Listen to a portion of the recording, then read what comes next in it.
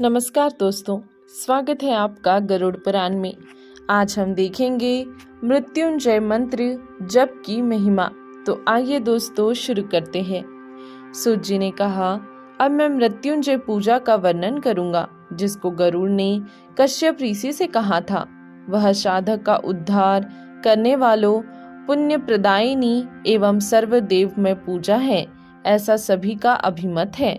सूत जी ने कहा, मृत्युंजय मंत्र ओम जुम सह 3 अक्षरों वाला है। पहले ओमकार का उच्चारण करके जुम यानी हुम का उच्चारण करे। तदंतर विसर्ग के साथ स यानी सह का उच्चारण करना चाहिए। यह मंत्र मृत्यु और दरिद्रता का मर्दन करने वाला है तथा शिव, विष्णु, सूर्य आदि सभी देवों का कारणभूत है। ओम जुम सह यह महामंत्र अमृतेश के नाम से कहा जाता है। इस मंत्र का जप करने से प्राणी संपूर्ण पापों से छूट जाता है और मृत्यु रहित हो जाता है, अर्थात मृत्यु के समान होने वाले उसके कष्ट दूर हो जाते हैं।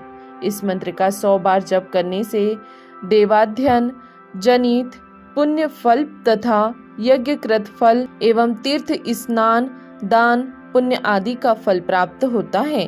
तीनों संध्याओं में 108 बार इस मंत्र का जप करने से मनुष्य मृत्यु को जीत लेता है, कठिन से कठिन विघ्न बाधाओं को पार कर जाता है, शत्रुओं पर विजय प्राप्त कर लेता है।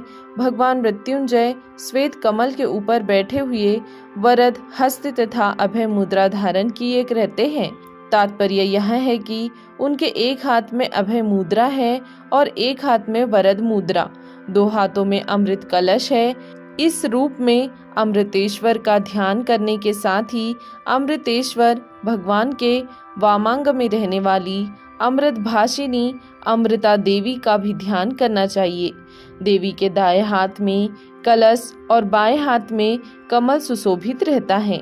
हे शिव, यदि 1 मास तक अमृता देवी के साथ अमृतेश्वर भगवान का ध्यान करते हुए मानव ओम जुम सह इस मंत्र का तीनों संध्याओं में 8000 जप करे तो वह जरा, मृत्यु तथा महाव्याधियों से मुक्त हो जाता है और शत्रुओं पर विजय प्राप्त कर लेता है।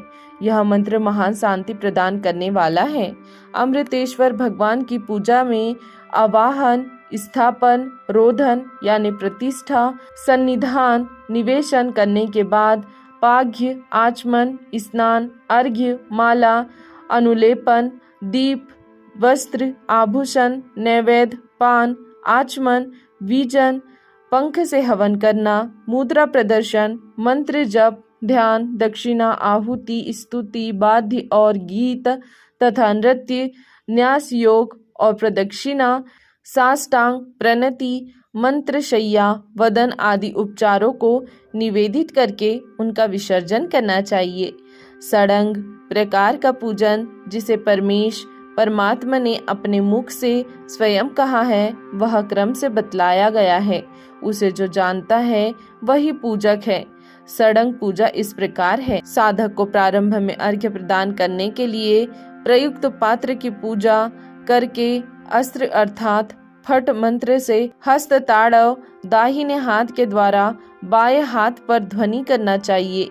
इसके बाद कवच हुम मंत्र से शोधन कर अमृतकरण की क्रिया को पूर्ण करे। तत्पश्चात आधार शक्ति आदि की पूजा, प्राणायाम, आसनोपवेशन तथा देह शुद्धि करके भगवान अमृतेशन का ध्यान करना चाहिए।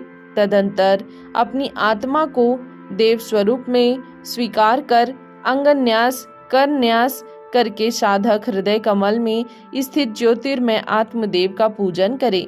उसके बाद मूर्ति पर अथवा यज्ञ के लिए बनी हुई वेदी पर चित्रित देव के ऊपर सुंदर पुष्प अर्पित करे।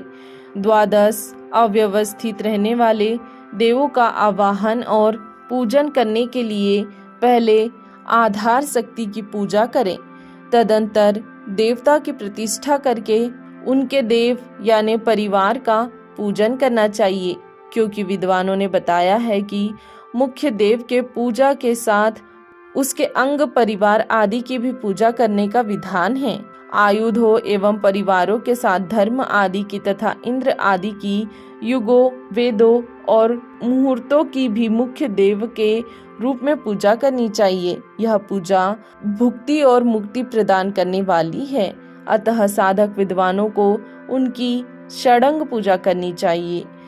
देवमंडल की पूजा करने के पूर्व मातृका, गण देवता, नंदी और गंगा की पूजा करके देव स्थान के देहली भाग पर महाकाल तथा यमुना की पूजा करनी चाहिए। इस पूजा में ओम अमृतेश्वर भैरवाय नमः तथा ओम जुम हम सह सूर्याय नमः कहना चाहिए। इसी प्रकार प्रारंभ में प्रणव मंत्र ओमकार को जोड़कर नमोच्चार करते हुए अंत में नमः शब्द का प्रयोग करके शिव, कृष्ण, ब्रह्मा, गण, चंडिका, सरस्वती और महालक्ष्मी आदि की पूजा करनी चाहिए। दोस्तों, आज के लिए इतना ही। इसके आगे देखेंगे हम अगले वीडियो में। तब तक के लिए धन्यवाद।